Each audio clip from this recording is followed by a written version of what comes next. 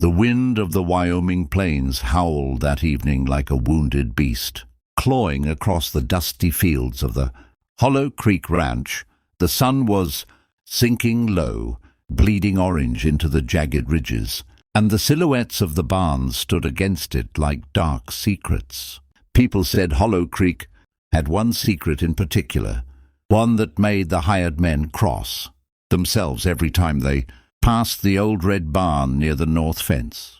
They said a girl was locked inside. They said she screamed at night, talked to ghosts, tore at the walls.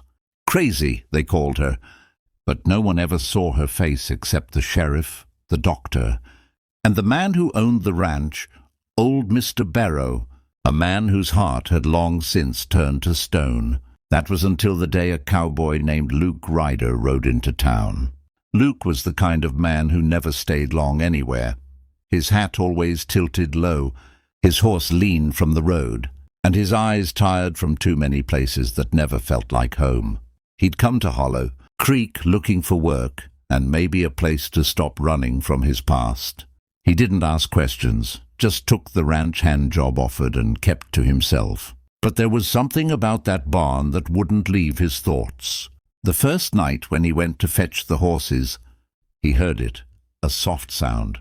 Not quite a cry, not quite a song, like someone whispering through the cracks in the wood. It made him freeze. Then came a voice, faint but clear as moonlight. "Please, don't let them leave me here." His breath caught. He turned, lantern shaking in his hand. "Who's there?"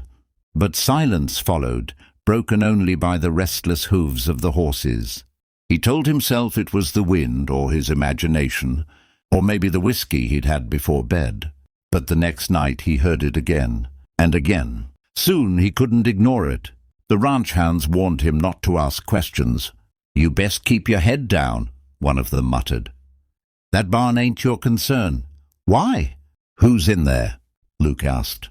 The man spat tobacco into the dirt. "Ain't nobody you want to meet. They say she's cursed. Killed her whole family with her madness. Barrow keeps her locked so she don't bring ruin on the rest of us." Luke frowned. "You seen her?" "Don't need to. I heard her. And that's enough." That night Luke couldn't sleep.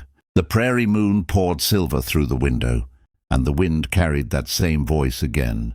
It wasn't angry or mad. It was sorrowful, like a wounded bird. Against all sense, Luke pulled on his boots and coat, grabbed a lantern and made his way to the barn. The air was thick with hay and something else, fear maybe. He laid his hand on the door. "You in there?" he whispered, a pause. Then a soft voice replied, "They said you're kind." He froze. "Who said that?" "The light told me." "Light?" he said, his heart pounding. "The one that speaks when I close my eyes. It said a man with kind hands would come." He stepped back, trying to understand. "Why'd they lock you in?" Her voice trembled. "They think I'm crazy. They think I set fire to the Barrow house. But I didn't. I tried to save them." Luke swallowed. "You sound sane to me." A small laugh came, hollow and fragile. "That's what makes them afraid." The barn door rattled as a gust of wind shook it. Luke looked around, expecting someone to be watching, but the ranch lay dead silent. He whispered, "What's your name?" "Clara," she said. "Clara Barrow." His blood ran cold. The Barrow family, the fire that had killed the old man's wife and son. So this was the daughter, the one they said lost her mind in the flames. "Clara," he murmured, "why hasn't anyone helped you?" "Because the truth burned with them," she said softly, "and no one wants to dig through ashes." Over the next few days, Luke found himself drawn back to the barn every night.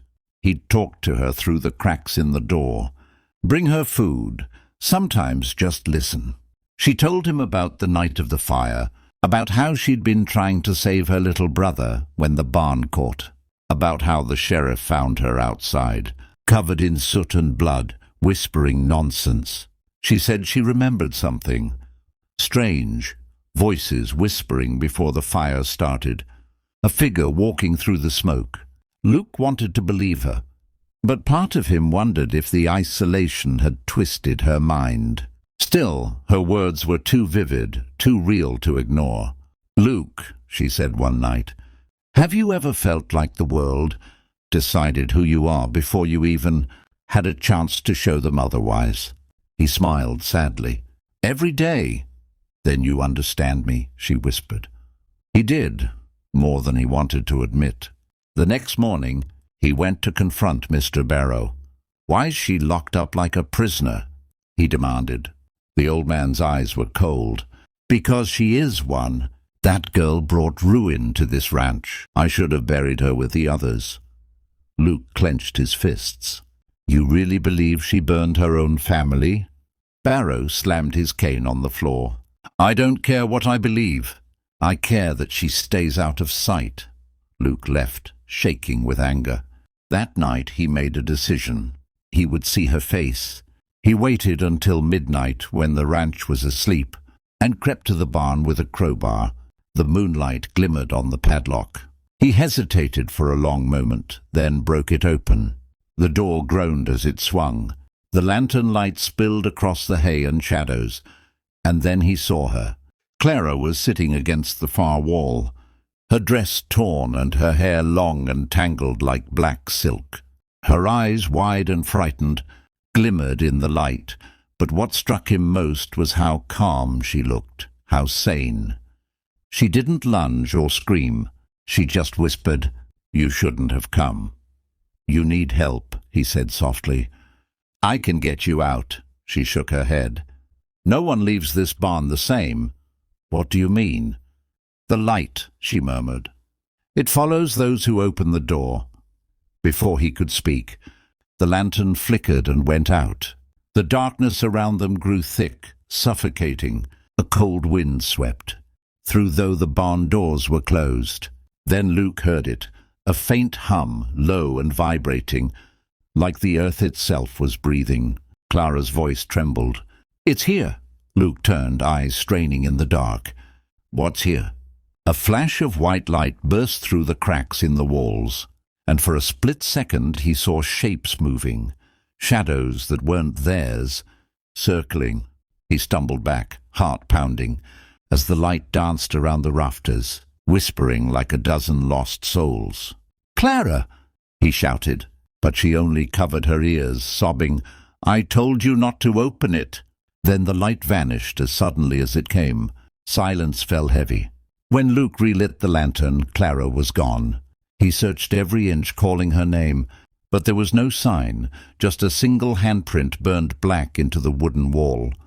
The next morning, the ranch hands found Luke outside the barn, staring into the sunrise like a man who'd seen heaven and hell at once.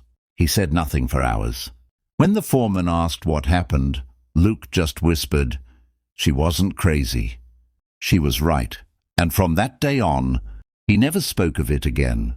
But every night, he'd sit by that barn, lantern burning, waiting for her voice to return.